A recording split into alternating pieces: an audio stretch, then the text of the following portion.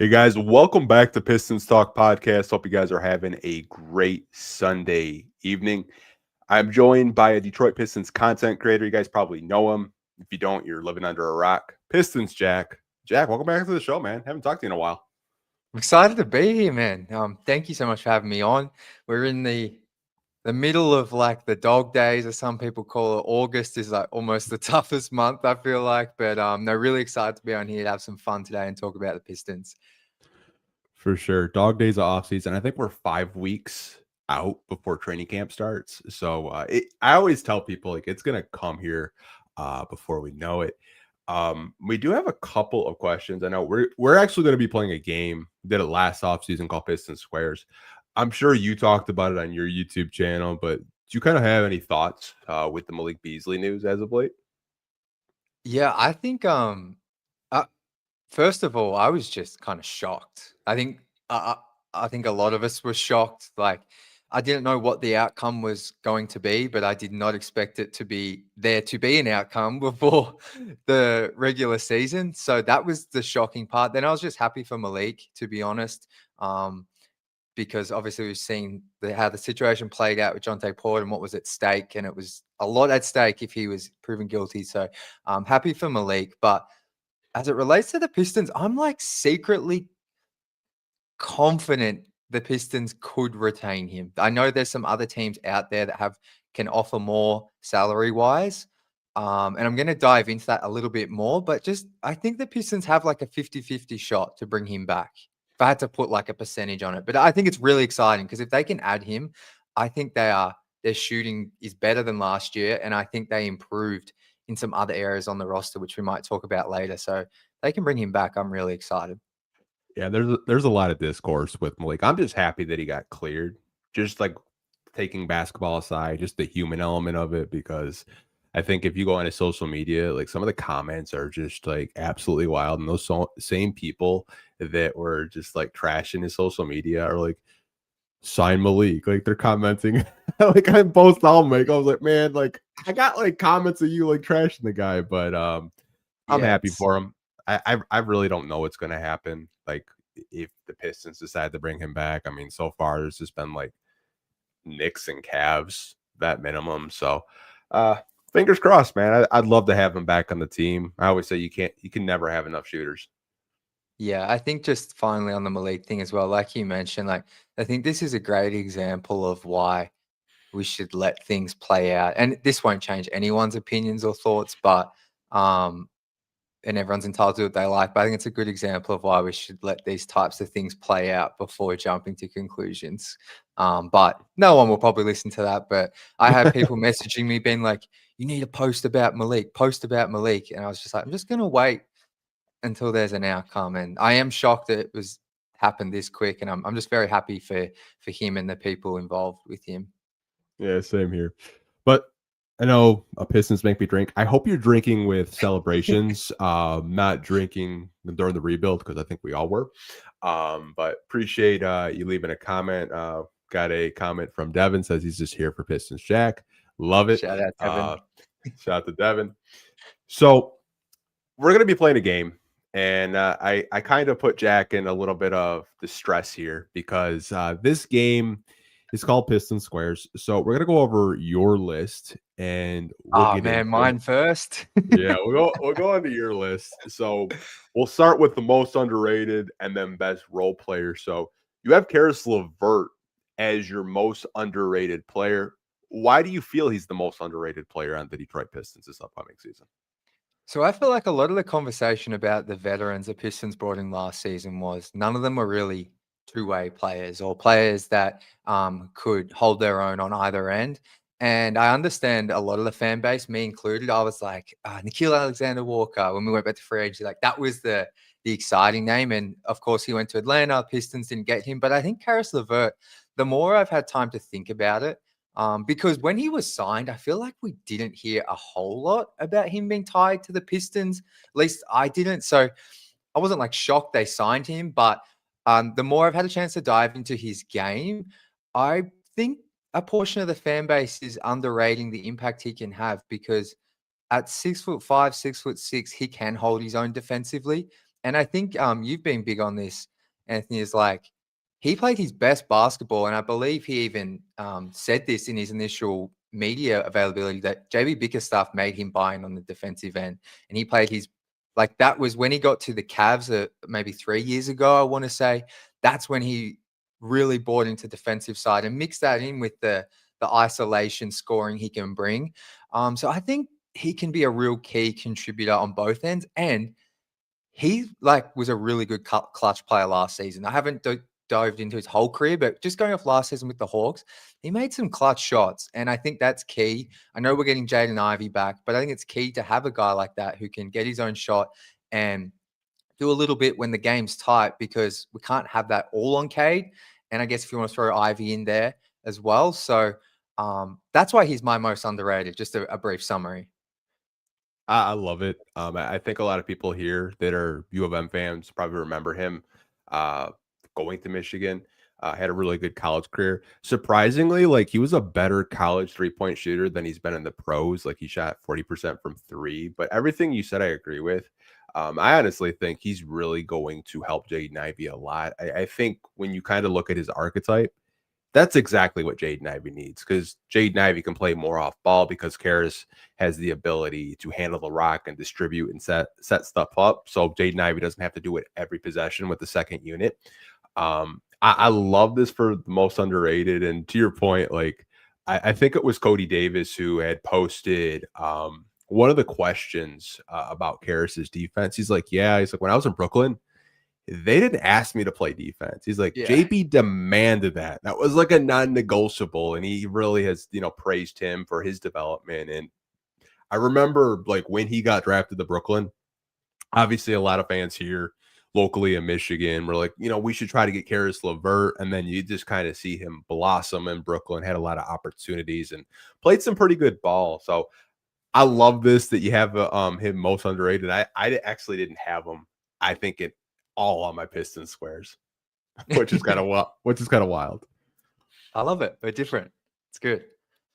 So most overrated. This is an interesting one. I'd love to hear your thought process on this. Oh, sorry. I didn't mean to cut you off. This, just so you know, this was the one I sat on for like 10 minutes trying to figure this one out, what my answer was going to be.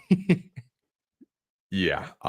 So you're most overrated, which I love this because I've had these conversations all off season. Starting a jump shot. So why do you think that is probably the most overrated, topic this offseason with Pistons fans? I think for Ausar Thompson to reach his absolute A++ potential, he has to get a jump shot. But for him to be like one of the best, even I want to say two-way players in the NBA, I don't think he needs a jumper. And I probably should have clarified this a bit better. This is like specifically mainly the three-point shot, because I think he's shown a little bit of stuff as off the dribble and post fades with his mid-range. It just hasn't been a heavy shot he's gone to. But I think if he can improve his handle and keep working on the playmaking, like he's going to be a guy alongside Cade who is creating the open looks. And what he brings defensively is, we don't even really need to talk about that, and we'll probably touch on it later. But like, if he can improve his handle, his finishing, and like add like a floater and just stuff in and around the basket, like I think he's going to create a lot of jump shots. Like, so of course it would be incredible for him to get a 3-point shot. But for me, I genuinely don't think he needs a 3-point shot that teams defend regularly to be, honestly, an all-star. I think he's that special as an athlete. And if he can improve, like I said, the handle and just the playmaking, like I think we've seen like the raw talent there and the flashes, but if he can really bring that up to like to be a strength in his game, then I don't think the jumper is as important as maybe it gets talked about as being like the number one thing he needs to work on. But this was a really tough one to answer. So people probably disagree with me. Yeah, my most overrated is a player, but it's a section of the fan base that I think overrate him. So when I put mine on the screen, you might agree with me, but you might not. But I love that you put this, because I feel like I've talked about this ad nauseum, especially with him since he's been drafted. But if you watch him play, if you're a Piston fan, like when he brings the ball up the court, I don't really think there's too many players in the NBA that can stay in front of him just because of his just natural athleticism, his quick first step, his burst. Obviously, developing a jump shot, a 3-point shot, like you had mentioned, is huge. I think he will with Fred Vincent. I mean, see what Ron Holland looks like in summer league. Who say Ausar can't first full off season. But I'm kind of with you there. I think fans a little bit overrate him needing a quote unquote jump shot. I mean, that Knicks series, I can't remember, it might have been game 3 or game 4, but he was everywhere. New York had no answer for him. He was kind of playing in the dunker spot, bringing the ball up the court. So JB used him in a lot of versatile ways last season. So I think he has a pretty good indication of what Ausar is capable of. Obviously, we'd love for him to develop a 3-point jump shot. I think that would open up so many things in his game, especially in the in-between game. But I love it, man. Like when I saw this, I was like, oh, wow. Wow, Jack's getting spicy with the most overrated. I love it. No, and look, like I said, lots of people probably disagree with me, but of course, like you said, we would love him to have a 3-point shot. Part of it as well is I'm just being a bit more realistic with like where his jumper is and how long it might take as well. So, but yeah, disagree with me if you like. It's understandable. Yeah, I mean, we got Nerman on Facebook as I agree, more ball handling skills, jumper just being able to hit free throws consistently. Yeah, free throws is a huge one. I mean, Yeah. He got to the free throw line so much in the playoffs. Like if he can just be like 75%, 80% around there, I think it does open up a lot in his game. And he's just one of those players that I feel like a lot of fan bases like they want that archetype. They want that wing defender that can guard 1 through 5, transition nightmare. And if he develops a jump shot, I've kind of called him baby Kawhi, and people have told me to relax, but I'm not going to relax. No, keep that energy. We love it. No, I love if he turned into a baby Kawhi. So the best, we both have the same answer here. You got Cade Cunningham. I don't know like what can be said that both of us haven't already said about Cade, but why is Cade the best player on the Detroit Pistons in your personal opinion? I mean, I think Cade by the end of the season will be firmly in top 10 conversations. I really do. And I think he is. Last season, he just surpassed where I thought he would be after the season prior, which we all know was absolutely horrific. But yeah, he's just, I don't really need to, he kind of does everything good, at least. Like, I don't know, he's 6'7", like third or fourth in the NBA in assists. I forgot he averaged 26 a game last season. Yeah. Like, so not much needs to be said. He's head and shoulders the best player on this roster by a fair bit. And that's all I have to say about Cade. Yeah, I mean, franchise player, 26 points a game, 9 assists, took that huge leap, especially when Jaden Ivey went down. I don't think anyone would disagree with you with Cade Cunningham being the best player on this team. Top 10, I agree with you. We saw him in MVP, like ladder rankings this year, where it's like, I was like, to be honest, when I saw those top 10s, I was like, wow. I can't remember the last time we had that type of coverage. Probably when I was like 12 and, Chauncey Billups got some MVP votes as well. I think Cade is the first Piston since Chauncey to actually get like MVP votes from the media. And Chauncey played a long time ago. I'm dating myself. I'm 33 and I was like 12, 13 when that happened. So it's been over 20 years, but I love it. This one's a little dicey. So worst starter. I had a different one. But walk me through why you feel Tobias Harris is the worst starter. But we love Uncle T on this podcast. But I'd love to hear this. I feel like you set me off here. This one, this one was so tough. So I'm like, the Pistons had like one of the best starting lineups in the playoffs last year. So I'm like, this just doesn't feel right. And it was between Tobias and Jaden Ivey. And before people lose it, it's simply because Jaden Ivey just, when you look at like,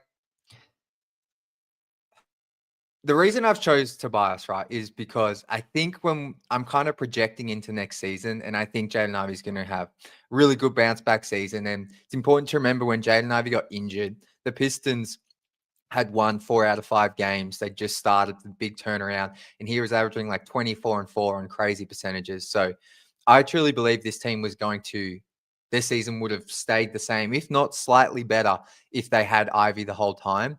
So I kind of just had to be Tobias, even though last year Tobias was like, when you look at on-off numbers, was like one of the most, or if the numbers would show he was like the most important player, and maybe those numbers can be skewed. Maybe he played a lot of his minutes with Cade, but yeah, for me, I love Tobias, and I think like some people have questioned whether he'll be starting next season. Like I think he's starting no matter what. But like the leadership. I'm almost like being positive, but I have put. It's just this is a bad explanation. I just had to choose someone, and I it's feel you. Tobias. I feel you. I love Tobias, though. I really do. Yeah, I feel like a lot of people are gonna get the pitchforks when they see my worst starter, but you did have to put someone here. I get what you're saying in terms of like when you look at the core and the long term future of the team, you don't really know if Tobias is going to be part of those plans. I'm really hoping he kind of takes like that Al Horford role and like kind of plays off the bench as a backup for in the future. I'm just going to try to manifest it. I would love Tobias Harris to retire a Piston. I really would. But I'm not mad at your explanation. I can understand it if you're just kind of like projecting this team, 2, 3, 4 years down the line. But you did have to put someone here. I did kind of put you in a rough spot. We love Uncle T on here, man. I saw him hooping out in San Diego with the T-shirt tucked in. I mean, he's just full uncle mode, and I love it. Yeah, no, that was a tough one. I really like Tobias, and I was so excited. So excited, it's probably a bit too far. But when they signed him last season, I was very bullish on that signing. So, yeah, someone had to be there, and unfortunately, it's Uncle T. So next topic's a little bit more, lighthearted. So you have Ron Holland is the funniest. I'd love to hear your explanation with this. Why is he the funniest player on the team?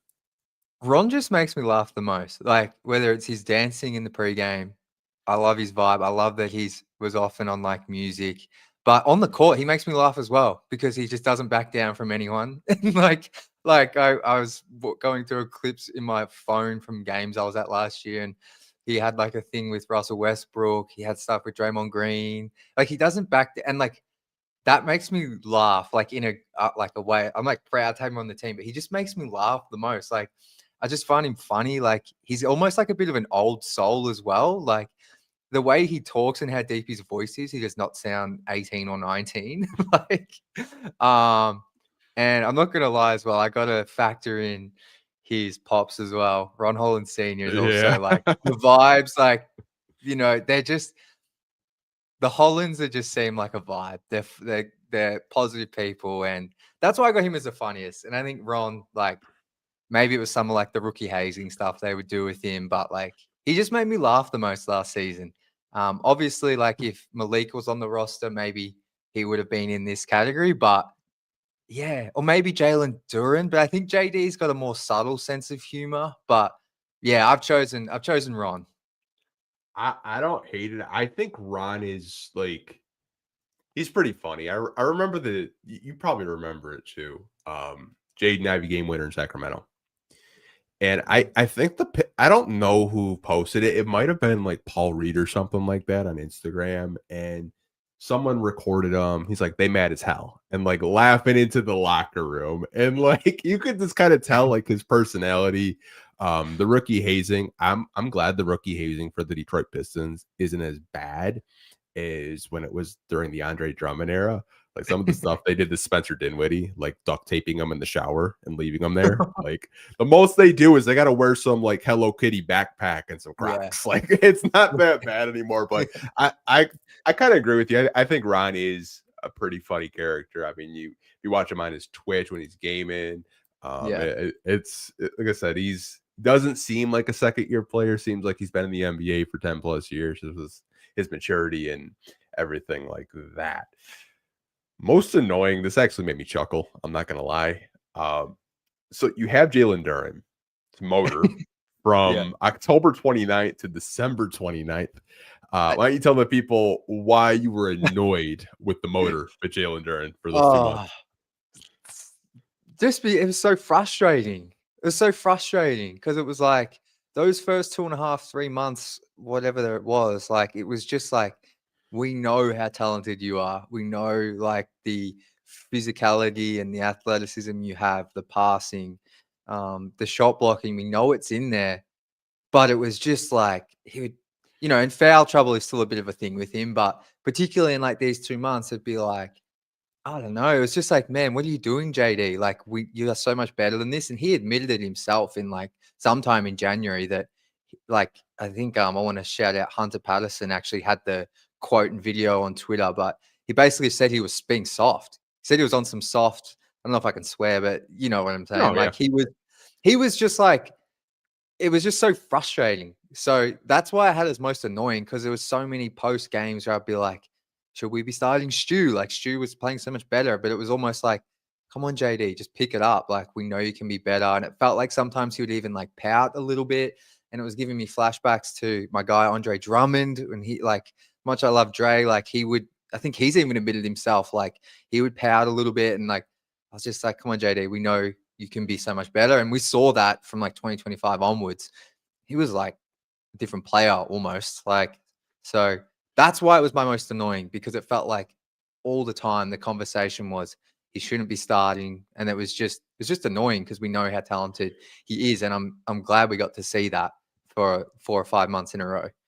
I would say the first 25 games of the season, he was incredibly frustrating to watch because there'd be games where like he flashed like some defensive chops and like passing and scoring. And the next game, it's like he's not even paying attention. I do remember what you were talking about. Shout out to Hunter. I think JD said he was on some soft shit. Like, yeah, obviously, like a coach talked to him and let him know, like, hey, like you could be so much better if you just locked in. I don't know what was said, but I felt like, once Ausar did clear a little bit, he was able to protect the rim in a little bit more of a consistent basis. But I'm not going to lie, Jack, when I saw this, I was like, man, that's funny because like my brain didn't even go there because my most annoying it's not even the same player. It's a different player, but I mean, honestly, really made me laugh at this one. yeah, it was another tough one. Like most overrated, most annoying. I definitely spent the longest on those for sure.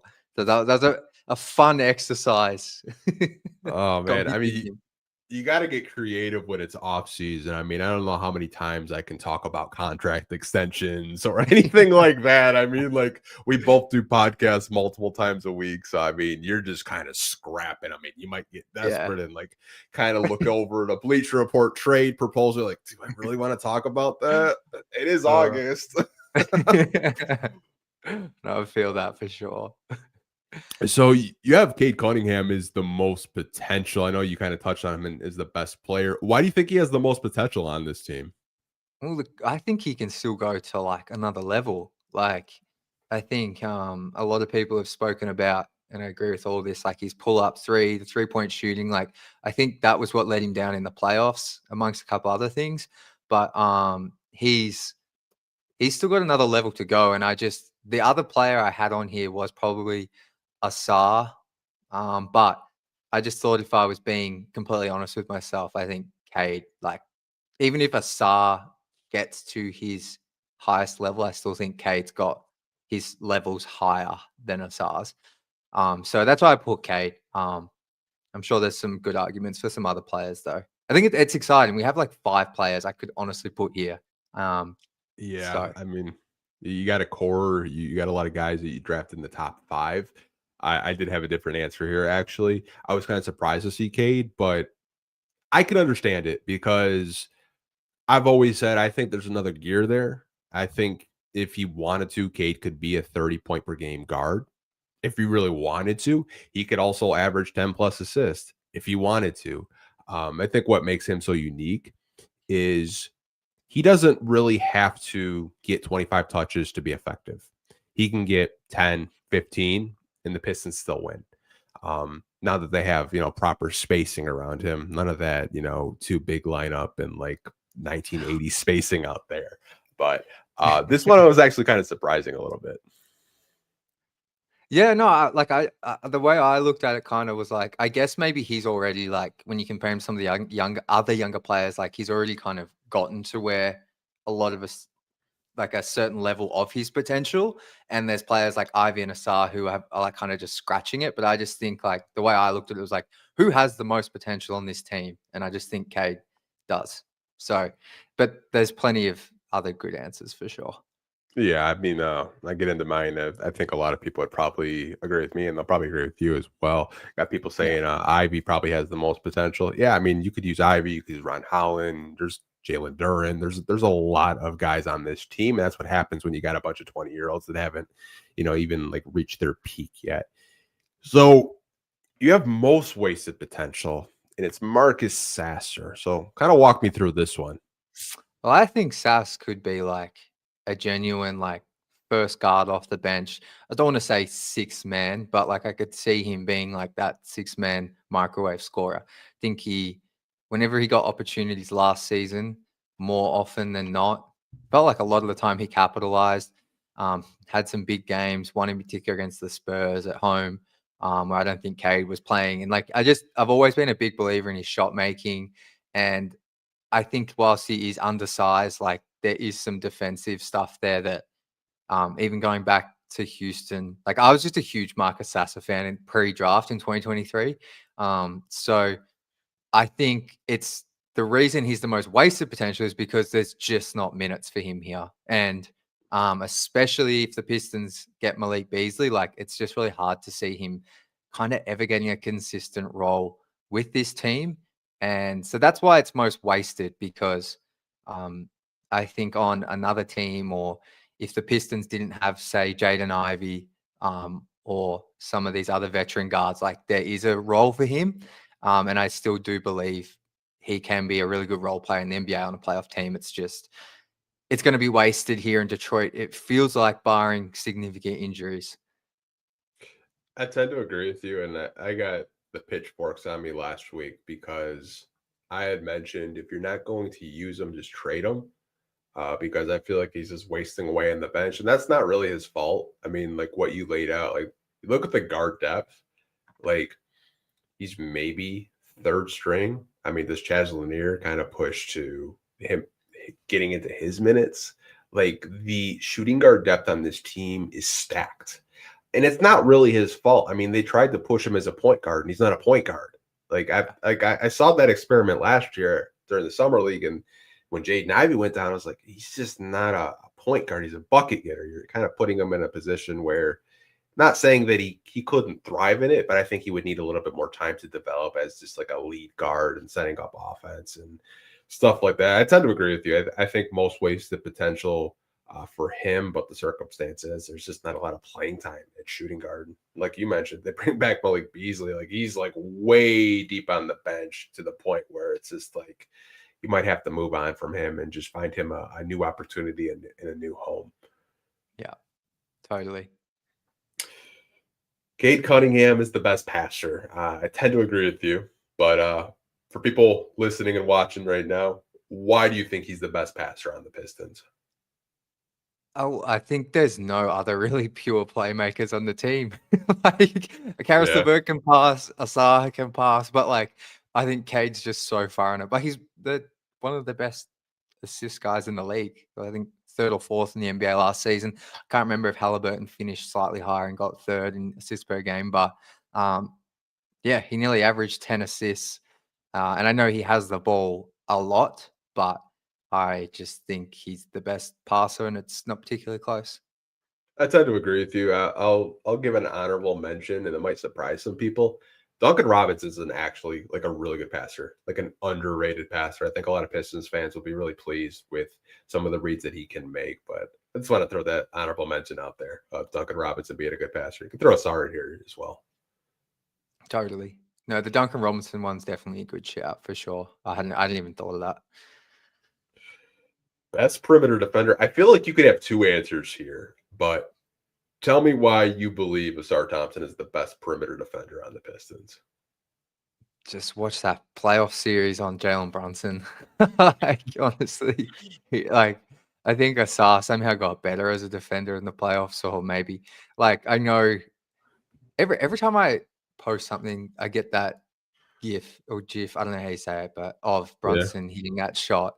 So, Knicks fans are crazy on TikTok and stuff, but I think Ausar is like just incredible. The mixture of size, speed, strength, like he just sits up. Like the most crazy niche thing I love watching about Ausar is like when they he picks up like a point guard full court, that point guard will be like trying to like sprint and dribble at the same time, and Ausar just sits on their hip and like glides alongside them like a shadow.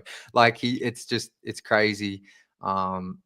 Like he can block shots, obviously he can rebound. Not that that's so much about perimeter defense, but I just think getting Ausar for 70 games this season, 65, 70 games, like he's going to do wonders for the success of this team from the jump. So he's the best perimeter defender for me. I feel like you could throw Stu in here too if you really Yeah. wanted to. If you wanted to have like the tinfoil hat and just like drink the Pistons Kool-Aid, like you could have Stu, because Stu is very switchable. But I tend to agree with you with Ausar, like just the defense. The thing with him that I'm just in awe is the recovery time, because he can get beat and still recover. It's the craziest thing I've ever seen. I've never seen a defender get beat. Like him and his brother, like they can get beat off the dribble and still find a way to recover and contest or block a shot. Like it's honestly, it's like the point guard thing. You're so right. Like if he's picking up a point guard, like, full court pressure, you can tell the point guard's like, he's like asking for a pick, but like you can't even set a pick because he's such a good defender. And like defensively, the instincts that he has, like the pick doesn't even help because he's still on their hip. It's honestly insane to watch. If you're just paying attention this season, like really pay attention the way he can just maneuver around screens that are set for the opposing point guards or the opposing player, because it's just the way he can just like to stay attached to you like glue is insane. Yeah, that's a good way to put it. He's like glued. He like glues himself to place. It's crazy. What Brunson shot? That was AI generated, Tom. I feel you, man. That was a push off, Tom. He pushed off. I knew that was going in. I still remember I was sitting and everything, just watching that, and I'm like, he's making this. This home crowd's been on him all 3 of these games, and I know he's gonna make this one. I had a feeling like when he kind of shoved him a little bit and he shot it, I was like, shit, that's gonna go in. Yeah. That and the cat shot. I don't know if you remember the cat shot. Like it was like a fadeaway over like the backboard and it went in. I was like, you gotta be kidding me. I literally just posted that before we got on here, my footage of it, because I said I still can't believe he made this, because the crowd was going insane, and then he made that. And then it was crazy. The 3 he hits a bit later in that game 4, where I was sitting, everyone was standing up. I couldn't see. And it wasn't until like I got home and everything that I realized it was a step back from like 35 feet or whatever it is. And I was like, it just made it even worse. I was like, shit. I do have to give my respect to Cat and Bronson though. They were crazy. I still don't understand like how they didn't use him more in pick and pops. Like I just don't understand. Like their whole scheme just didn't make sense. I'm like, you have a stretch 5 that can hit threes at a pretty good clip. Like he hit a couple against the Pistons in every game, but like I felt like you could have picked and popped with them, especially without Isaiah Stewart out there. Yeah, Paul Reed's gonna do his best, but I would have taken advantage of that mismatch like every play if I'm the Knicks. But man, that series was so much fun. I'm not even gonna lie. Like I felt like we could have won it. Like the Tim Hardaway no call, like it still lives in my head rent free. And then I saw who the ref was, and then it made sense because he doesn't like JB. And I was like, yeah, man, that series was a lot of fun. Yeah, I haven't been to many NBA games, but that was the most bizarre feeling after that. Everyone just waiting for like them to review, but then there's no. Yeah, it was just that was weird and obviously disappointing. Then they did a 2-minute report so fast. Like that thing came out in like 10 minutes. I'm like, bro, like let us like digest it a little bit. Like NBA comes out with like their field reporters asking him about that game. He's like, yeah, I missed the call. I'm like, obviously. Like, man. Oh man, like I was just like rewatching the playoff series like maybe a month ago, and I was like, man, like we're so close to winning a playoff series, and it has me really pumped up. Same, man. I'm the exact same. So I know one of your favorite players, you got Isaiah Stewart as the best rim defender. I don't disagree with you there, but for the people watching, tell us why Isaiah Stewart is the best rim protector on this team. And he ranked like in the top 15, I think, for blocks per game, but he's the only one coming off the bench. In 19 minutes, he averaged a block and a half. For some reason, I randomly, sometimes I just do this random stuff. I was looking up shot boxing stats before we got on here, and opponents shot lower at the rim with Isaiah Stewart defending them, something like 46% at the rim, which is very low. Wemby helped players like 51%. A lot of the best rim protectors are around that 50 to 55%. And, you know, Stu is at like 46. Now, some of that's because he's not playing starters minutes, but man, the amount of time he just blocked dunks, like doesn't have the biggest jump, but he's got long arms. His timing's incredible. I thought he got better as a shot blocker last season, like than in prior years. Like I think in prior years he's always been a solid rim protector and the numbers have been good, but in terms of just like connecting and like on blocks, it felt like he got so many last season. And to do it in only 19 and a half or 20 minutes a game, I think he's one of the best rim protectors in the league, and he won't get that credit because of how the national media view him. But I'm hopeful with the Pistons getting more attention this season, people will start realizing how good of a defender he is. Like you mentioned the switchable stuff, like on point with that. I feel like that was what he was most notable for early on, but last year as well, like he got better as a defender. And you might know this better than me, but what are the parameters for him to make an all defensive team, or what have you got to hit? Is it 24 minutes or something, or is it games? Bro, he got robbed. So he played 19.9 this season. He needed 20. Oh, is it that close? It was Oh, point wow. 0.1. I'm like, Oh, between him and Ausar, like they both could have made defensive teams. yeah.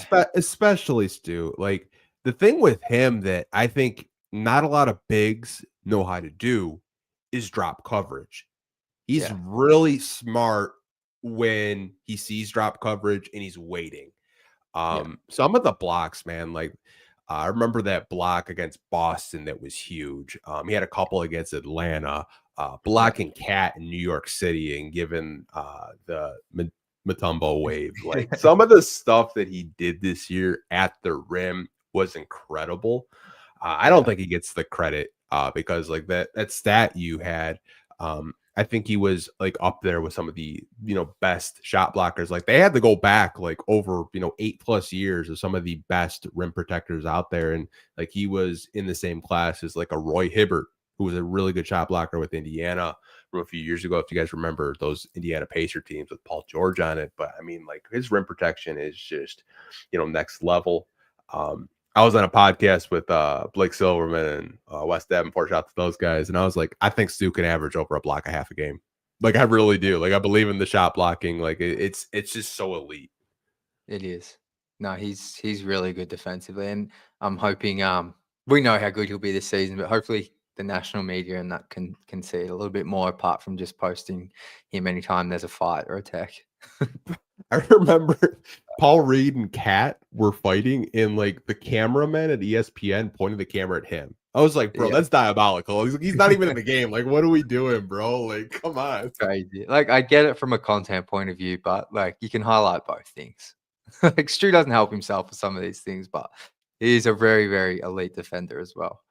Yeah, I still say like if that knee was at least 70%, we probably win that series because there's no way Cat or Mitchell Robinson are having their way. Like love Paul Reed, he did his best out there, but he was just outclassed because those centers are just like over Yeah. 7 feet tall. But I do agree with you with the best rim protector, rim defender.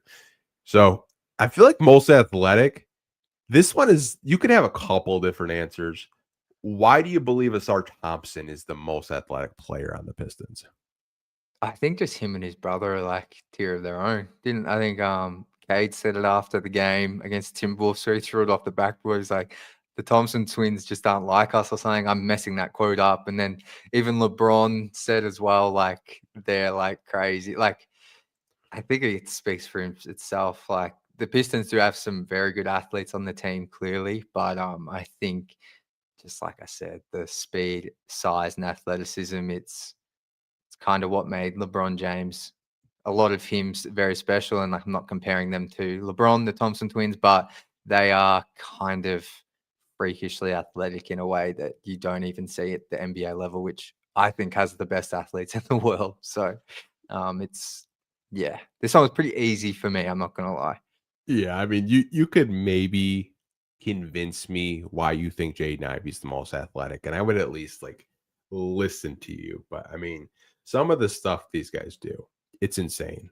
Like I remember Johnny Kane did a story on like why Ausar so athletic, and like his parents made both of a man and Ausar take volleyball, and like you can definitely see the volleyball stuff, especially when he jumps, because like he floats. Like he doesn't come down right away. He's up in the air for like 3-4 seconds at a time, and like, you know, out rebounding like 7-footers. Like I remember his rookie year, like he was out rebounding Rudy Gobert. I'm like, bro, like what? Oh, it's insane. Yeah, Ray says as well. Ray Floyd, Ausar literally glides through the air. He does it like Yeah. you said. It's insane. And the other thing Ausar does, which maybe not everyone sees, but like him in the dunker spot, why he's so elite there is because he can get up so quick. Like the fast switch stuff from him to just from a standing dunk go up so lightning quick. You could see it was catching the Knicks off guard, and that's why him and JD have such a good connection, because JD is a pretty good passer and he can find Ausar, but Ausar also can just get up so quick, and obviously he's dunking it every time or getting fouled. So yeah, crazy athlete.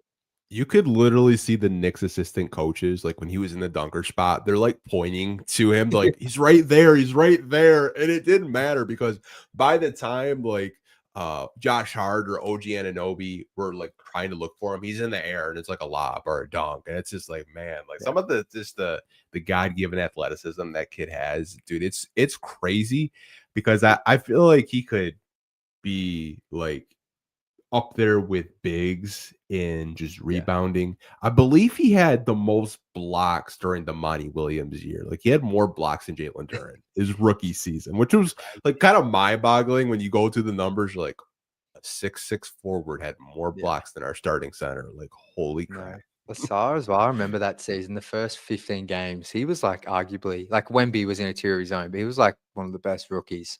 And then that season, like went the way it did. So yeah, it still feels like a bad dream that I never woke up from. I know. I'll just never forget it. Doesn't like, yeah. Yeah, I mean, yeah, it's crazy. I'm trying to make content during that season. I tapped out for a little bit, but yeah, it was insane. Oh man, we did a podcast every week during that season, and man, like it was a therapy session every week. I swear. Yeah, like we're like, he's got to get fired. He's gonna get fired, right? There's no way you can't lose that many games. But man, crazy. Thank God for JB Bickerstaff. Oh, and Trajan. Got to shout out Trajan. Those two like saved our lives. They saved the franchise. It's respectable again, honestly. Oh man. So best handle, you had a 1A and 1B. So why don't you kind of like go through the best handles with Cade Cunningham and Marcus Sasser?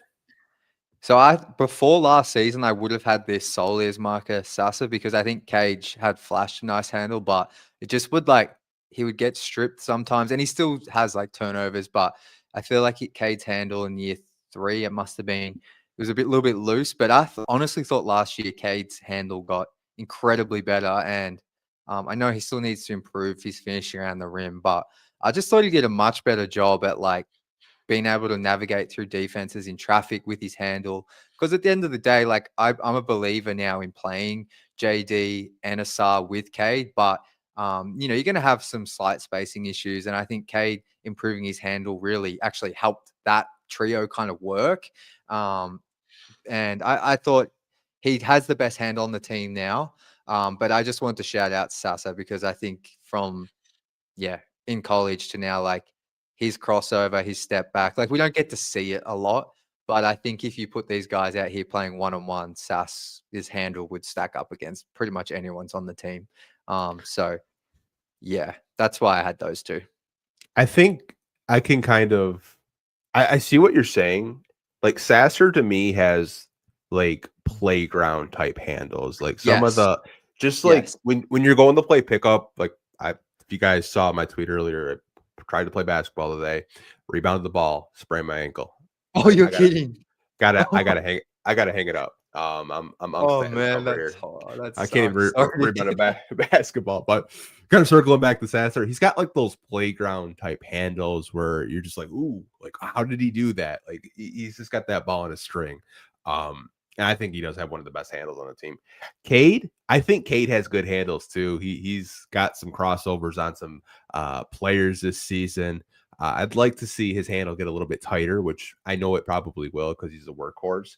But I was kind of surprised to see Cade on here. I thought this was just Marcus Sasser's award, but you kind of convinced me that, Cade could have that I best just handle. yeah, I was just like I've been watching. It's been really nice this off season to go back and watch player highlights because I didn't do that at all after the horrible season. Sorry to keep bringing it up, but and like just going back and watching his games. Like recently, I was watching highlights of him against Atlanta where he had like 30 in the first half, and there's just some stuff in there that once I've removed myself from the season, like I really noticed. Oh wow, Cade didn't always have this in his bag, like in game consistently, like I'm seeing in these highlights. So that's why I put him up there, and I think it really improved. And if Sass had a bigger role and was actually, we could see that handle in game more, maybe I'd have him higher. But I think Cade's just proven more in game. I hope Yeah, that makes like some sense. Sass has got like that and one type of handle where you just like go to the parks and just see guys who just have that thing on a string. Like Yeah. I feel like if Sass ever did like a big three when he's retired, like we'll Yes. probably be watching it and be like, bro, like he's still got that thing on his string. Like it's honestly crazy. So best shooter. So I look back last year. Can you guess who I had as a best shooter on the Oh, like this is a last good year's one. team? Well, I remember you were big on Malik Beasley, like before signing him. So I'm gonna guess it actually is Malik, but maybe it's not because that would be the obvious answer. I'm No, gonna say just Tim Hardaway Jr. then. I had Simone. Oh, oh Like man, I was so high. I looked at my list last year and like he was the best shooter I thought, but I don't know what happened this year. Like his shit was just clanking. I don't know if it Man. was the foot or like, playing under a new coach that actually has more infrastructure. But why don't you tell the people why you feel Duncan Robinson's the best shooter on this team? Well, I think like he's just been one of the best shooters in the NBA since he came into the league. Like you go all the way back to that bubble finals where he kind of made his name. I think he had like six. Don't know why, I was watching those highlights recently after we signed him, and he had like 6 or 7 threes in a game in the bubble finals. Like, and when I looked at his numbers on Synergy, I'm trying to find the post, but I can't find it. But I think he shot like last season, like over 40% on guarded catch and shoots. like because That's he's crazy. 6'7", maybe I want to say. I feel like some place I've seen him 6'8", like at his size, able to shoot over people. I think I think what a lot of us are excited about is a two-man game he can have with JD with handoffs, and he Mhm. had great chemistry coming off those handoffs with Bam and rising up. So I think he's just an elite. It's his elite skill. It's what he's built his entire career on. So he can shoot off movement, off the catch. Even had some nice off the dribble numbers. And you spoke about the passing. Like I think like he improved his flow dart. I know this isn't necessarily shooting, but he's just got really nice touch, even off one or two dribbles as well. So um, this one didn't take me too long to think of. But if the team signs Malik, this becomes obviously more of a toss up. But yeah, Yeah, I mean, you could definitely have a debate between like those two. I think he's that motion shooter that, under the circumstances that they were in during free agency, I think he was the best available player that you could go and get. I was under the assumption that he was going to stay in Miami. I didn't. Miami's offseason is still a head scratcher to me. Like they're just doing some really weird stuff, and like the Norman Powell signing is kind of like okay, that's cool, yeah, but like what are you guys doing? Like it's just been like a really weird off season. It's just like there's no way Pat Riley's making these moves because they don't make any sense like whatsoever. But I do agree with you there. Like I think Is he going to hit 300 3-pointers in the season? I don't know. I didn't see Malik Beasley hitting 300 3-pointers, but you look at the numbers, and you mentioned during the bubble, like this is the guy that has hit over 200 plus 3-pointers multiple times in his career. So I think he's going to be one of Cade Cunningham's favorite targets out there. And you kind of mentioned just like his in-between game, like his finishing at the basket is actually, like, I kind of dove into the numbers. It's really good. I was kind of surprised. I was like, wow, that's actually really intriguing. And I'll be really interested to see like what happens when someone tries to run him off that 3-point line and they set a pick and maybe he's going back door or he's cutting to the basket. So I'm really excited for Duncan Robinson being here back in Michigan again. Same. I'm excited to see him out there in a Pistons uniform. Best in the post. I feel like we don't have a lot of post players on this team, but you have a 1A and 1B. So why don't you tell the people why you have Cade Cunningham and Tobias Harris? So Tobias gets a vote for longevity because he's been doing it in the post for a while. And when I looked at the numbers last season, he shot it slightly better than Cade in the post. They were both really good in the post, but Tobias was a couple of percentage points higher. I want to say he was like 56% on post-ups, field goal percentage. And I think early in the season, Tobias's turnaround frustrated people. But I think come the playoffs and later in the season, like, I honestly always felt comfortable with him backing his man down in a mismatch, as long as they weren't going to it way too much. But I felt like it was money, his turnaround jumper, like from 15 feet at the elbow, like down the low block. Like I just thought that was a really nice look for the Pistons. And I think he's been doing that for much of his career. So I think I had him at 1A. Is that correct? Yeah, I believe so. Then, yeah. And then I had Cade at 1B because his post hook last season was like, became a real go-to move, and we've all been wanting to see Cade's post game become a staple of his like offensive diet, and I think he was really good at it. Like I said, I think he was around 53% on post ups. So yeah, he might surpass Tobias this season, but I think Tobias just been doing a little bit longer. I think Cade will get a little bit better there as well. But like you said, post play is not a big deal anymore in the NBA, but I think these two guys would be up there with some of the best post players in the league, I want to say. Not that it's a big feature anymore. Like Jokic would be in a tier of his own, I would probably assume. But yeah, these two guys can get buckets, and I just gave Tobias a slight nod for longevity. Got him as the worst starter, but best in the post. Make it make sense, people. uh, No, I tend to agree with you. Like, I think Tobias did show the ability to back someone down and hit a pretty good like 12 to 15-foot jumper. K2, which is kind of like that post hook, like opening night, like he was really showing it in his bag. Like I remember, like we were down a bunch of points. He has like a 20-point outburst, and like I was at that game live, and it's just like he was going crazy in the post, hitting threes. Like I just kind of like his in-between game in the post. I definitely would be interested to see if he does get the chance to work with Carmelo Anthony this offseason to kind of work on those post moves, because I feel like if Cade had like that post hook is a go-to move, but if he had like a 1, 2, or like 3 option in the post, I feel like he could be unstoppable. Yeah, we need to get Cade and Mello at that Chris Brickley gym. Get the misses in there. Get them doing post fades.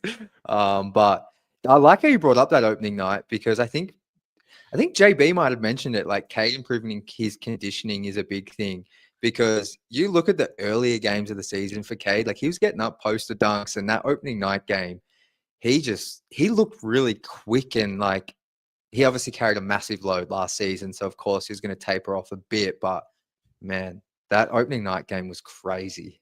The shot making. Yeah, it was. Like I remember, like I think we started off like 0-4 and 0-5, and people were like, here we go again. Like people were actually like booing on opening night. I'm trying to remember who I went with. I think I went with Easy, and like we're sitting behind some guys, and like they did not like Cade. And they went to go get food, and then like they see that Cade had like 25 or 26 points. They're like, "Is that a typo?" I was like, "No, Cade went crazy when you guys were gone." They're like, "Yeah, right. You're making it up. It's got to be a typo." I was like, "Damn, man!" Like just the stank from last season. People were just like a really like hand shy. Like even JB mentioned it in the preseason. Like we were getting booed in the preseason.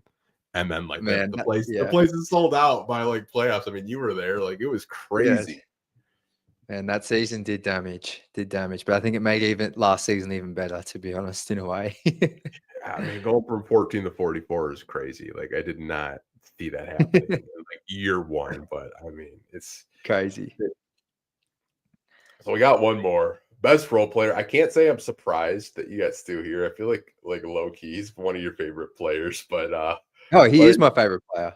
okay, there we go. There we go. So But why you tell the people why you feel he's the best role player on the Pistons this season? well, when you think of role player, like I can't think of a player that's just completely bought into a role. Like for Stu, he knows he's the backup big.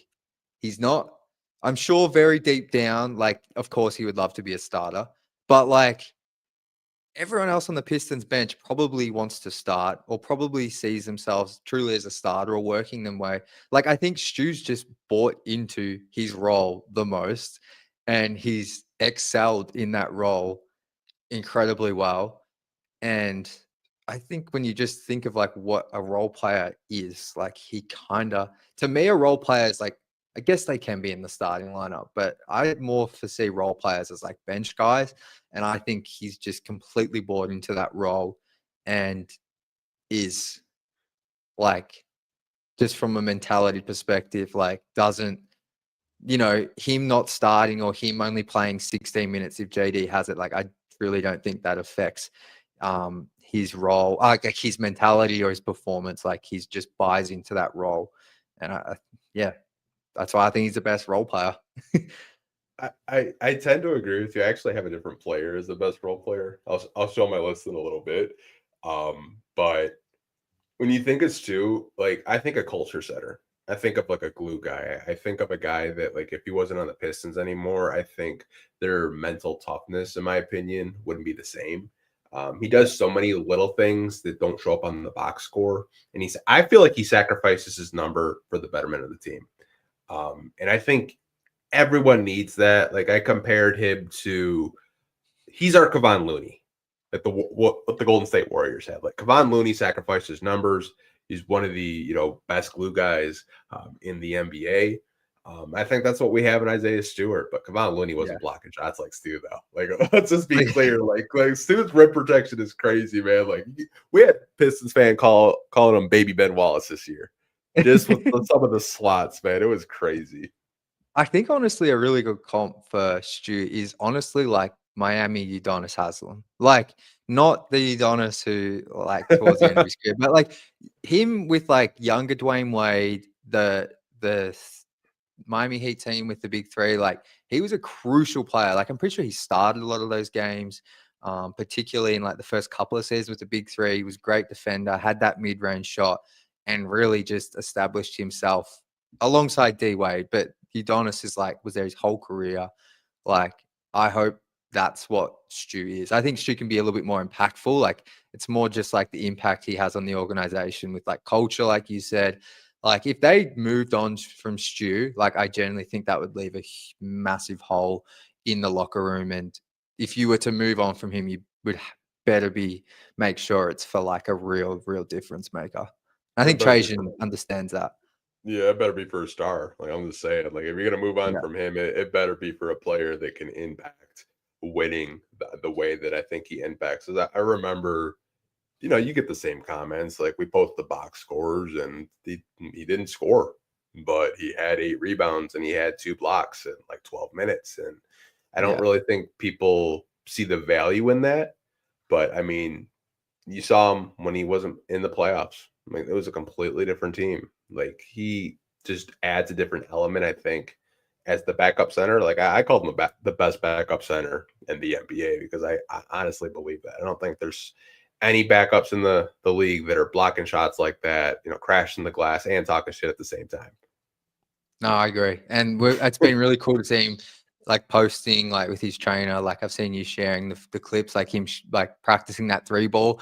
I do think Stu posting that means something cryptically like that he's going to Yeah. bring it back. And I hope JB, I feel like he started to shoot them very like low volume, one or two a game towards the end of the season. But I hope that comes back because that takes him to another level of value for sure. Yeah, I mean he has been kind of flashed in that range, which we all knew he had. Even JD kind of flashed. He's like, "Hey, I'm working on some mid range. Hey, I'm working on a 3-point shot," which Pistons fans crashed out. They got PTSD Yeah. to the Drummond off season. Like, oh, here we go again. I'm not falling for it. They're like, Anthony, quit posting it. It makes me laugh. Oh, it I does. get both sides. I understand my fans feel like that, but also like players are allowed to practice every part of their game. Yeah, I mean, honestly, I'll put mine on the screen a little bit because ours are like completely different, which I told you they'll This is probably be good. completely different. Most annoying. Oh Uh, yeah, sorry to yeah. jump ahead. So I'll just run through mine because I doubt you want to be on here for another hour, and I doubt people want to watch this for another hour. But most underrated, I had Ron, just because I feel like there's elements to his game that we haven't seen yet. Like I think summer league, and I know it's summer league, but man, the way he was passing, the shot looked really good. His landing looked really good. The defense looked really good. To me, I feel like he's one of the most underrated players on this team. No, that's very fair for sure. I'm very excited for Ron this season after that summer league performance. So the most overrated, I have Marcus Sasser fans, and I'll explain. I'll explain this. So when Jaden Ivey was out, you probably saw the same discourse I did. There are certain people of the Detroit Pistons fan base, which I love all Pistons fans, but I think sometimes they're just going to die on a hill. I saw Marcus Sasser is better than Jaden Ivey conversations this year. But here's the thing. I love Sasser, but I don't think he's better than Jaden Ivey. I think his, catch and shoot numbers, obviously, you could kind of compare him to Jaden Ivey, and I could understand that conversation. But I think just the fans with Marcus Sasser, I love Sass, but I think they overrate him a little bit. Yeah. No, that's definitely fair. I think Sass is him and Ivy. Like I remember that conversation, especially in the Monty Williams season. But and I remember Brian Windhorst even saying stuff about Sasser potentially taking Ivy's role because he had 20 points against the Bucks on the road. But like, I definitely see what you're saying here. Sneakily, Marcus Sasser's dad is a fun follow on Twitter for those that don't. Yeah, he'll retweet some of my stuff. He'll probably unfollow me now that he sees this, but that's okay. It's okay. You're It's not just talking the about fans. Marcus, though. It's his fans. I know it's his fans. Like last year, I had Jaden Ivey fans. Like I love Jaden Ivey, but like they were delusional last year. I was just like, come on, you guys. Like he's good, but like let's chill out. Let's pump the brakes a little bit. Like looking at my chart last year, completely different. Best, we both had Cade Cunningham. I don't really think that's anything that anyone's going to debate. He's a franchise player, like probably a future MVP, in my personal opinion. If he keeps putting up the stats and Pistons are like a 50-win team, I think Cade Cunningham will probably be like in top 3 MVP conversations, in my opinion. Like he's going to be up there with like Shays and I almost said Embiid. I don't even know why. I think I was thinking of Jokic. Don't think Embiid. I think Embiid's done, but that's just me. Yeah, no, Cade's, and I know your favorite Piston of all time. Like, I think he's the most talented Piston we've had since Grant Hill, probably. And like, I Yeah. don't think it's close. As much as everyone loves the going to work team, I think even they would admit Cade has more talent than that anyone on that group. He's just got to obviously prove it that he can consistently lead a winning team. But yeah, top 7 MVP last year on a 44-win team, like pretty good. Yeah. I remember Pistons fans were crashing out when we were going through the rebuild, and they interviewed Dave Bing, and Dave Bing's like, I don't feel like he's a franchise player. Don't feel like he could build around him. Like, I remember those conversations. Like, want a rebuttal? Because like you looked pretty good last year, man. I know you're a legend, but honestly, man, it's cool to kind of just see the come up with him, and he's definitely like kind of slowly creeping up on my like top 5 favorite Pistons. I still got Grant as my GOAT. Like that's who I grew up with. Like Yeah. I don't think any like kind of like how Andre Drummond's your GOAT. Like Grant Hill was mine. Like Grant Hill was just like even though I was like 4, like when I was watching, I thought everyone was like Grant Hill, and as I got older, I was like, oh, that guy was different. Like that first Yeah. step was different. Like you watch some of his highlights, like he was just a bucket, like one of the, quote unquote first point forwards out there. Like kind of like how And Cade is. no, exactly. And like I feel like when you're kid slash young teenager, like it's hard to find that joy in like support having a favorite player there that like as you get older, like obviously you have your favorite players, but like, yeah, Andre Drummond, like obviously I know he's not a GOAT, but like for me, like I just had so much fun watching those teams, which I know people think's crazy, but that's all I knew. So yeah. Yeah, no, like I was scrolling the timeline at night and shout out to your guy Tom. And said, we got into basketball or being a Pistons fan because of Tracy McGrady. And I was like, Exactly. man, Yeah. T-Mac. Pistons T Mac was like, you could tell he was doing the job, but you could tell he didn't want to be there. Like it was just really bad. Like Orlando T Mac was a bucket. Like I thought we were gonna Yeah. lose that series, like because we had no answer for him until we put Tayshaun on him. Oh man, I'm gonna get. I know this is gonna get screenshotted. I'm interested to hear this one. So my worst starter didn't have Tobias. I had Jalen Duren. The reason why I have him as a worst starter is I think a lot of people, when he started putting games together, I think they credit his defense, but I could argue the reason why he started putting games together was because of Ausar. Ausar was a big reason why that help side defense was more secure once his minute restriction got lifted. I still feel like he's like, if you're just looking at everyone on the roster in the starting five, like I still feel like defensively, he still has a lot to work on, but I did have to put someone here and it had to be Duren. Sorry, Duren. Still love you, man. That's totally fair because like I think a lot of people say last season, like, well, especially if they extend him this offseason and give him a contract extension of say, let's just say 4 years, 100 million, which I think is decent value. But a lot of people see the 100 million and be like, whoa, that's a lot of money. Like they'll be like, well, now that he's been paid, he better not go back to the first, like you said, first 25 games, JD. Like we need to see improvement on the defensive end. And like I think Ausar is definitely like Ausar coming back to the starting lineup coincided with JD becoming better defensively. And I think some of that, like Ausar, like JD, it shouldn't just be, and you weren't saying this, but like, shouldn't just be like Asar's the only reason JD got better. But so I think Ausar would help anyone, any center in the league with his perimeter defense. But no, I think Yeah. your case is fair for sure with JD.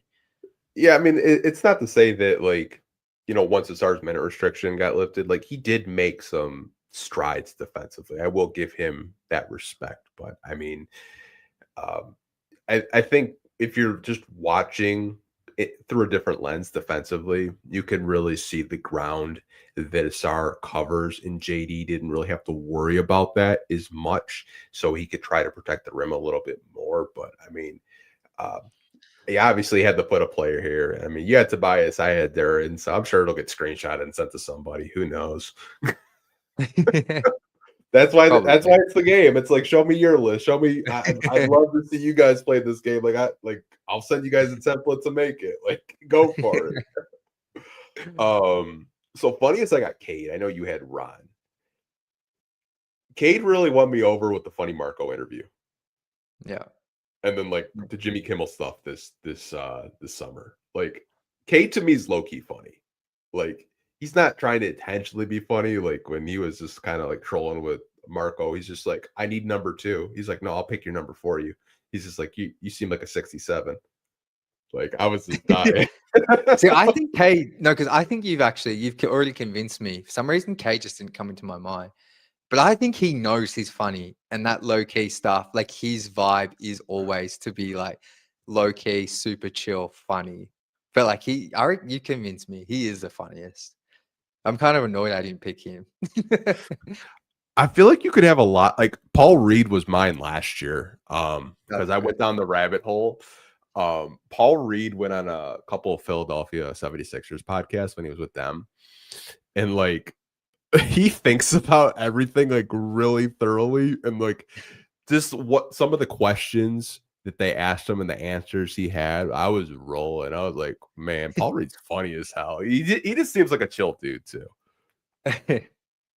No, B-ball Paul. I like him on the Pistons. So I just want to say this when we go to most annoying. I do want to give a shout out to Natalie Kerwin, Johnny Kane, George Blaha, all those guys down there. Love those guys.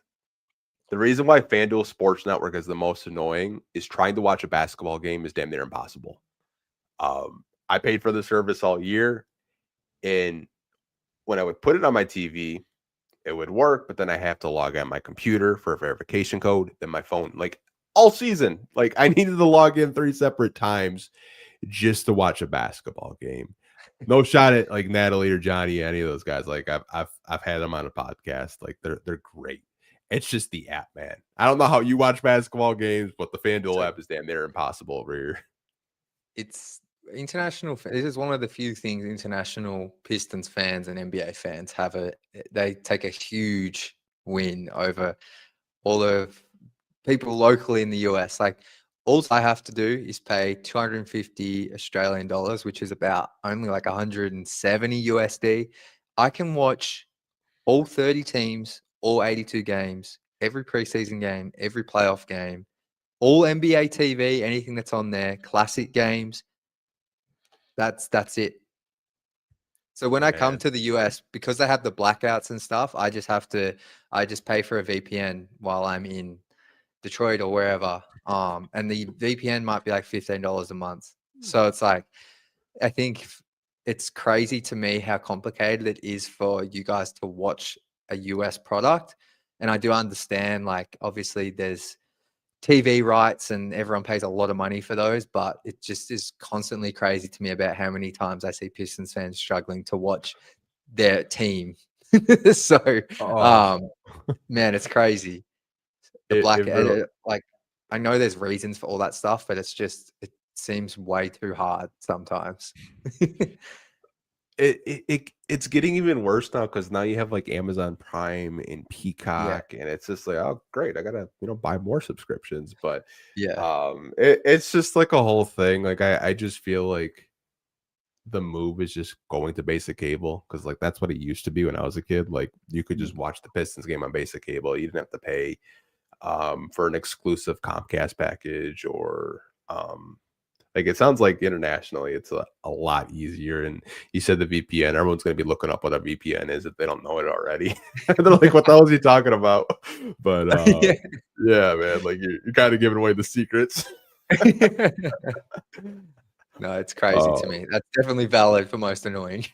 Yeah, for sure. It's like I said, it has nothing to do with the personalities that we have here that I've met, and they're great people. But it's just the app is just.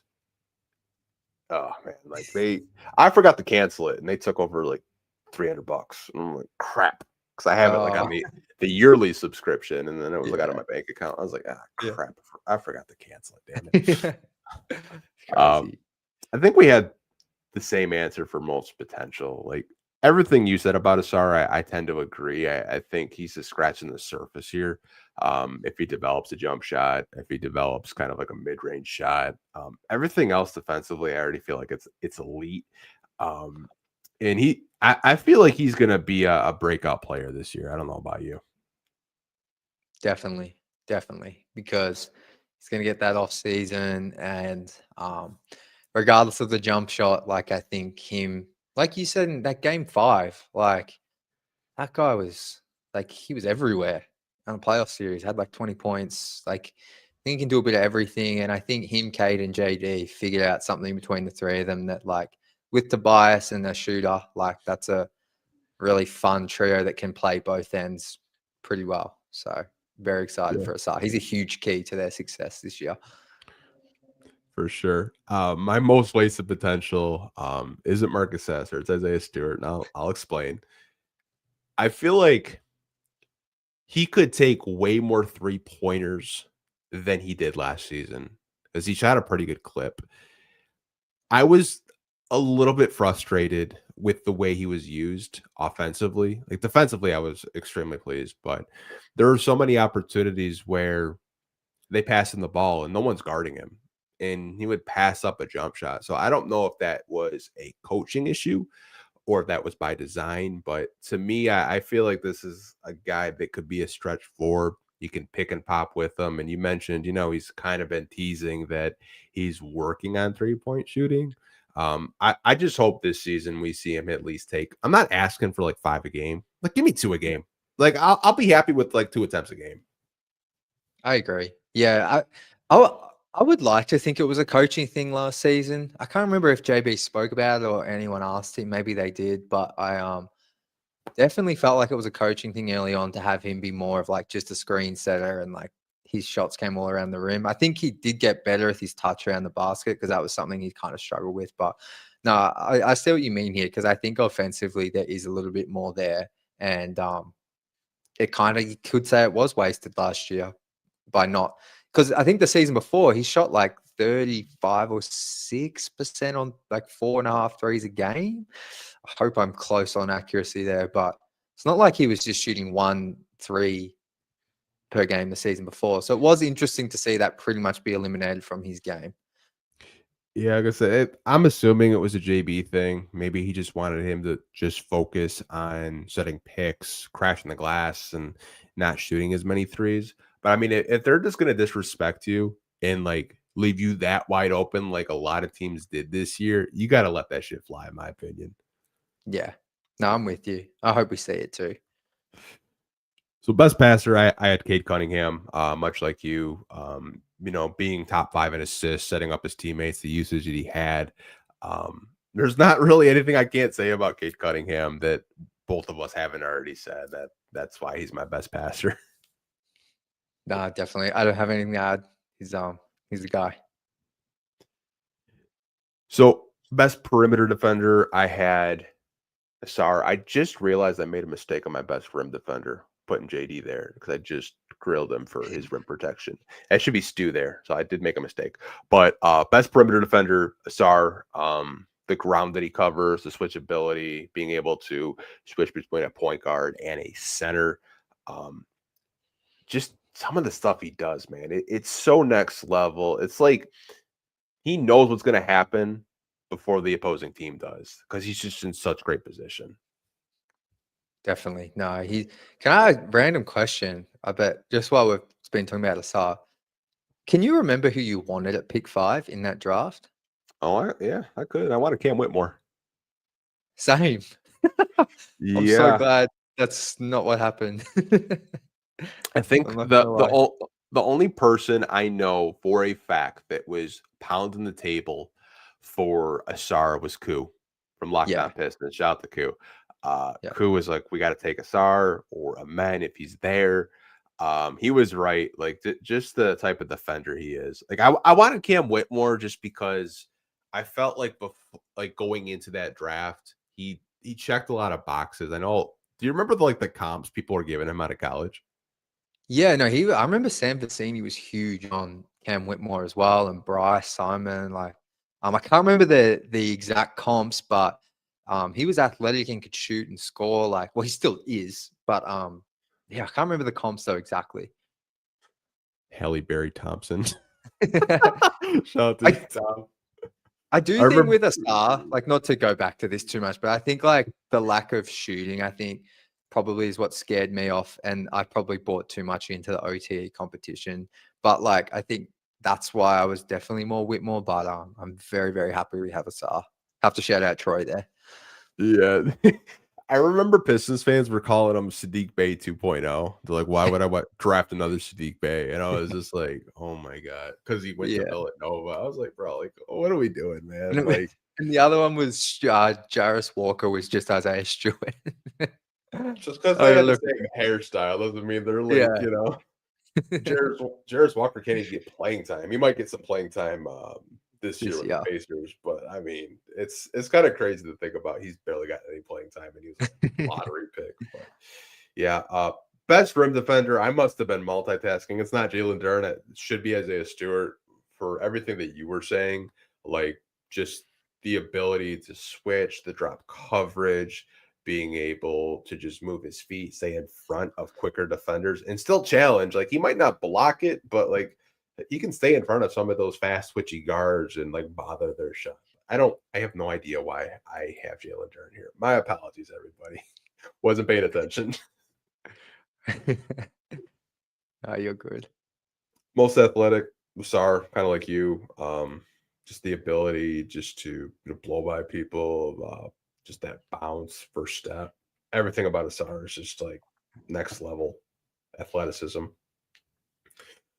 We'll just wrap these up. Best handle, Marcus Sasser. I kind of told you he's just kind of got like that playground handle where it's just like it's like highlight reel. Like if you guys are old enough, like and one used to be on like TV or even like the Harlem Globetrotters. He doesn't have Harlem Globetrotters type of handles, but it's pretty damn close if you ask me. Just the way he could just like dribble the ball and just have it on a string.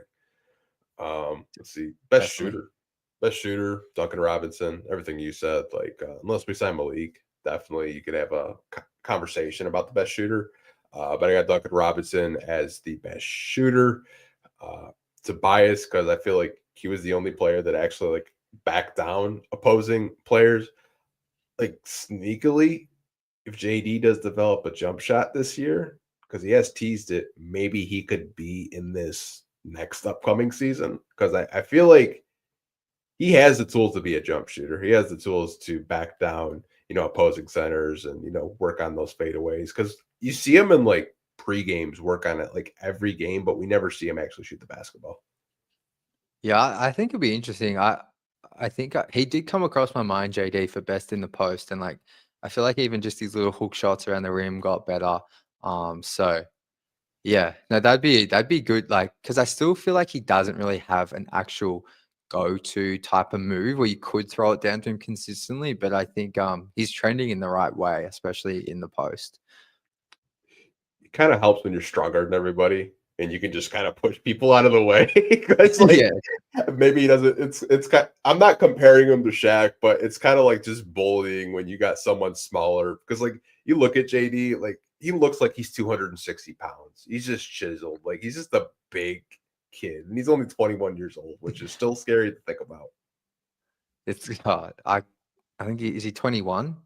Yeah, Turned 21. 22 in December, maybe. It's just, yeah, I don't know what his gene pool is, but it's it's ridiculous. It's crazy. I remember people were like joking, they're like, "There's no way he's 21. He's probably got that Thon Maker ID where like he lied about his age." It's just like, no, I don't think it's that bad, you guys. But um,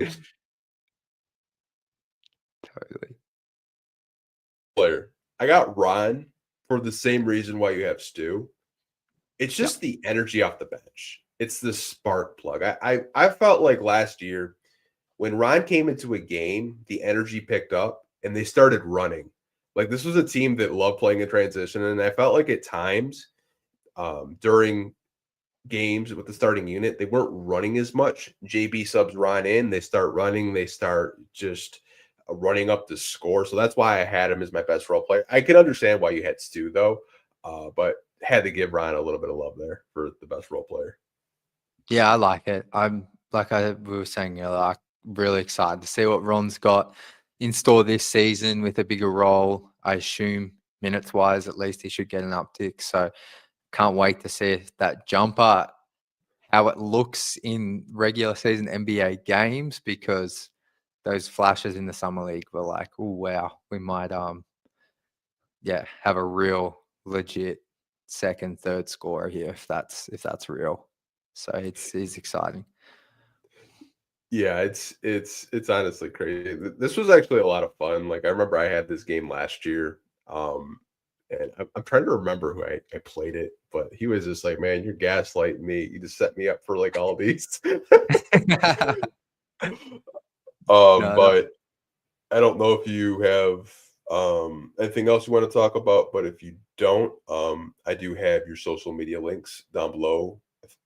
I think I have everything but TikTok because I feel like you're like me. You're on every platform. yeah, no, it's just Pistons underscore Jack. I appreciate the shout out. No, I think the last thing I'll say is like this is easily the most excited I've ever been for a Pistons season, and I don't know when you can think the vibes have been this good around a team. Like you've been a fan for a lot longer than I have, but yeah, this is I really think this team can start really well as well. That was my big takeaway from the schedule. And I think it's going to be built on like their defense and how good the offense is will be how far this team can go up the standings. But I can't think of a more exciting time to be a Pistons fan, definitely since I started following in the past 12 or 13 years. Probably the going to work Pistons.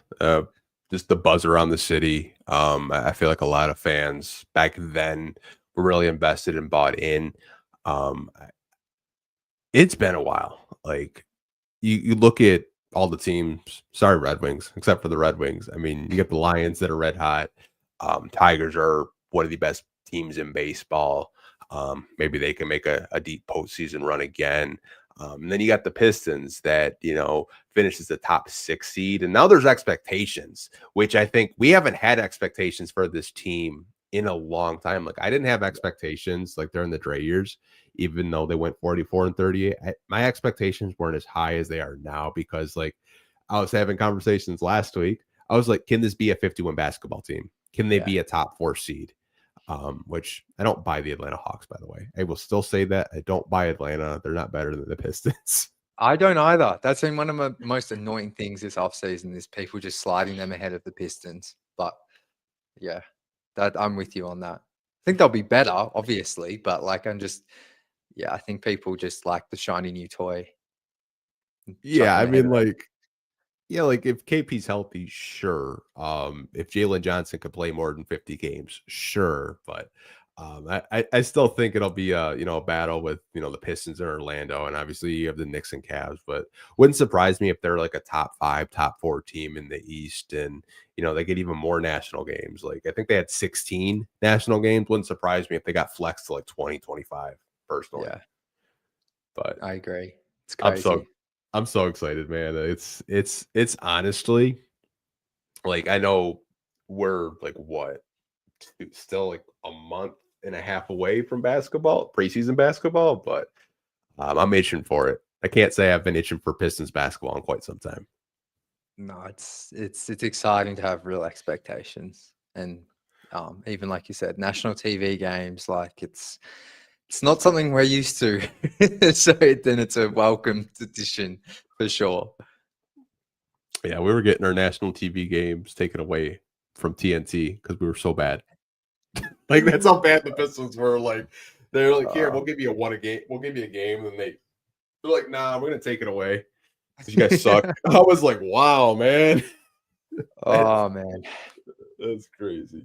But if you guys do want to follow Jack, got all his social media links in the description. Twitter, your YouTube, your IG. You're killing it. Proud of you. But we'll see you guys next week. Don't know what we're going to talk about. Maybe we'll get a Malik Beasley update, another one. Maybe he signs. Maybe we fill that 15th roster spot. But until next time, you guys have a good night. Peace. Go Pistons.